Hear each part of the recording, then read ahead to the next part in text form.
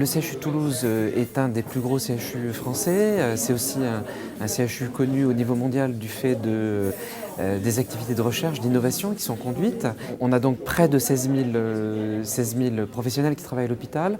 On reçoit 280 000 personnes par an en hospitalisation et on reçoit près de 850 000 personnes en activité externe. Ce qu'on appelle activité externe, c'est les consultations, mais c'est aussi les actes qui sont faits en externe. Cet établissement a une réputation évidemment locale, mais aussi nationale et au-delà des frontières du pays, notamment à raison des liens très étroits qui unissent ces trois missions. La mission de soins, bien sûr, la mission de recherche et la mission d'enseignement. Et il y a un peu un lien entre ces trois missions, c'est l'innovation. Ce qui fait partie de l'ADN de notre établissement, c'est vraiment l'idée selon laquelle, pour bien soigner, il faut bien chercher.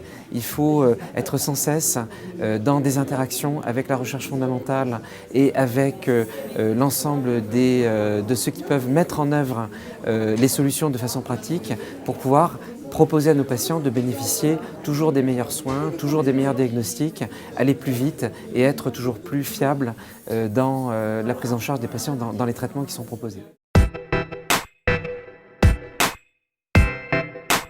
Depuis toujours, le CHU Toulouse s'est investi dans l'innovation. C'est l'innovation technologique, bien sûr, c'est les nouveaux matériels, c'est des salles hybrides, c'est la robotique, mais c'est aussi l'innovation en termes d'organisation dans les parcours patients, dans les soins, dans les liens avec la ville, dans les liens avec l'ensemble de nos partenaires. Et puis c'est l'innovation dans la recherche en soins infirmiers, par exemple, puisque, alors là je reviens plutôt sur la thématique de la recherche, mais qui est liée à l'innovation. Nous effectuons une recherche qui n'est pas que dans le domaine clinique. On est très bon sur le domaine clinique, mais on fait aussi une recherche en soins infirmiers qui se développe, une recherche organisationnelle et une recherche dans la performance globale du système de santé. Alors l'innovation prépare le passage entre le système de soins dans lequel on est aujourd'hui vers un système de santé. Le système de soins, c'est un système dans lequel le but est de diagnostiquer le mieux possible une pathologie et de la soigner le mieux possible.